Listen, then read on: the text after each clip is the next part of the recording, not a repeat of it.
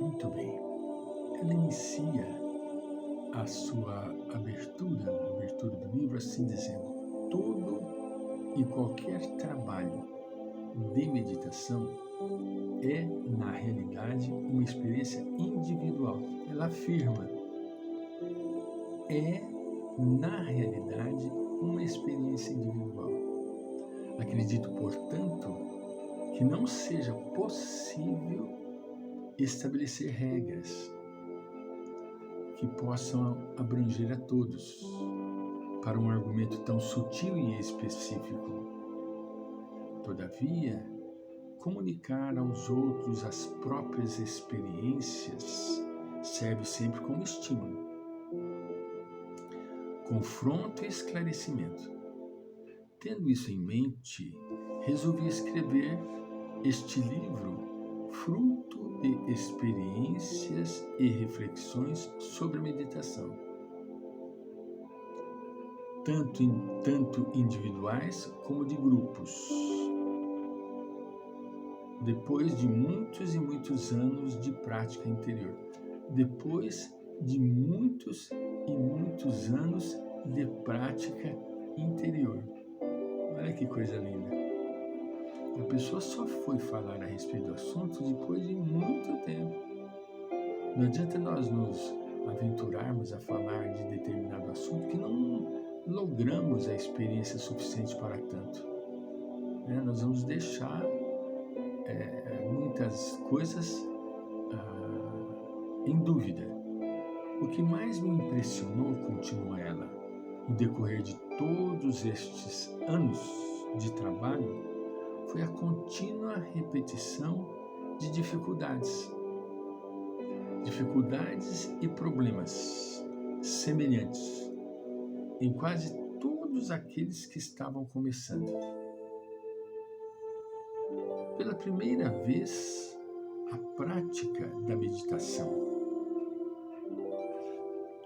Isso, apesar de um desejo sincero e de uma profunda seriedade em alcançar o objetivo.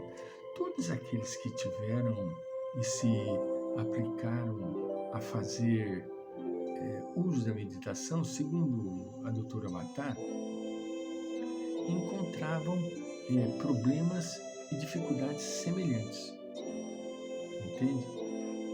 Contínuas dificuldades, né? Cheguei à conclusão, segundo ela, de que essas dificuldades eram inevitáveis para nós ocidentais e eram devidas fundamentalmente ao nosso temperamento racional extrovertido. Portanto, elas tinham de ser enfrentadas e resolvidas, levando-se em consideração este detalhe.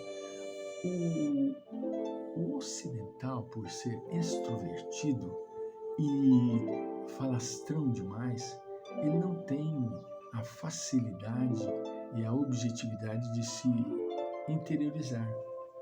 Ele encontra dificuldade. Ao contrário do oriental. O oriental não é tão falastrão, é muito introvertido e tem o exercício da meditação desde de pequenininho, do autoconhecimento desde pequenininho. Aqueles que assistiram o filme 7 anos no Tibete, ou se não assistiram, assistam, porque realmente nós vamos notar que a criancinha, ela é educada desde pequena nos recursos da meditação, desde pequenininho. A meditação, continua ela, é na realidade uma prática muito mais comum no Oriente do que no Ocidente, onde até alguns anos atrás era considerada um exercício espiritual reservado somente àqueles que se haviam dedicado à vida religiosa. Há um tempo atrás, o recurso da meditação era falado que era permitido só para os iniciados. Eu passei por essa experiência. Meditar é só para os iniciados, só para os escolhidos, só para os eleitos. E na verdade não tem nada a ver com isso. Ao contrário, continua ela, atualmente o interesse em relação à meditação espalhou-se também pelo Ocidente. E, apesar de uma certa confusão devida às inúmeras técnicas e ensinamentos, mais ou menos válidos existentes, é um sinal positivo de um novo despertar da consciência, de uma necessidade interior de reencontrar o mundo do ser e de sair do estado de crise e alienação em que parece ter caído a humanidade. Isto é fato. Não faz muito tempo que nós estamos tendo contato com a meditação. Ainda é questionável. Eu noto isso no relacionamento da minha vida. Pessoas ainda têm uma certa barreira sobre a meditação. Por quê? Porque não conhecem. Não fazem a mínima ideia do que seja meditação. Tem sim uma vaga noção a respeito e ainda completamente deturpada, né? Segundo ela, o Oriente está se aproximando do Ocidente.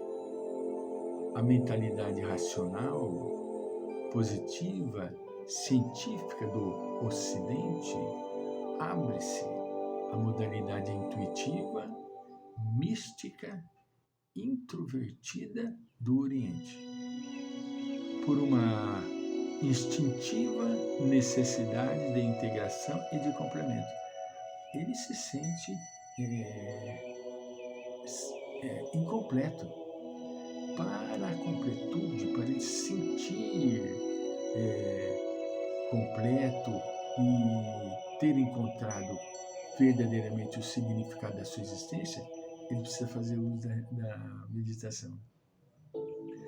Porque meditação é um mergulho interior, é um trabalho individual que a pessoa faz consigo mesmo, né? Oriente e Ocidente representam uma forma simbólica, uma polaridade que poderia ser expressa com as seguintes palavras de Carl Gustav Jung: o Oriente está para o Ocidente como o inconsciente está para o consciente. Olha que coisa fantástica. Jung sempre mostrando-nos uma perspicácia fantástica, né?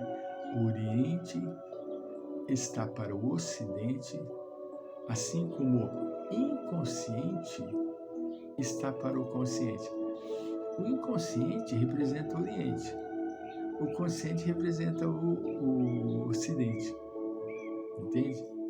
Não se pode negar que nós, ocidentais, somos completamente diferentes dos orientais, nos diz ela, e as razões são facilmente perceptíveis.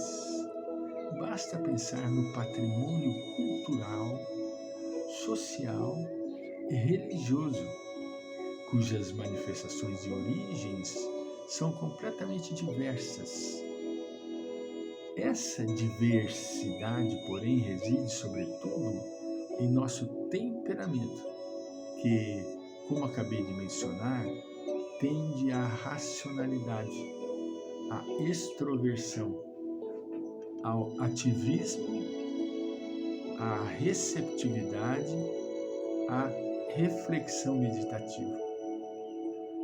Nossa diversidade, continua ela, todavia, não deve ser considerada como uma inferioridade, e sim como a expressão de uma modalidade psicológica diferente, com características, qualidades e tendências que se baseiam no polo consciente da psique, na racionalidade e no aspecto positivo, ativo da dualidade humana. Não é motivo para nos sentirmos, de forma alguma, inferiores por causa do nosso comportamento extremamente extrovertido. Não. É simplesmente uma modalidade da nossa psique. Nós somos pessoas expansivas. Nós nos abrimos para a vida e para o mundo, né? O Oriente, ele é mais introspectivo, entende? Nós não saberíamos viver sem uma orientação básica no Oriente, de forma alguma. Nós nos perderíamos com os nossos próprios pensamentos, porque a mente, como ela é dinâmica e altamente ativa, nós nos sentiríamos perdidos numa floresta de mutismo. Nós gritaríamos e não teremos resposta, porque o Oriente é o silêncio, faz questão da meditação. Voltaremos.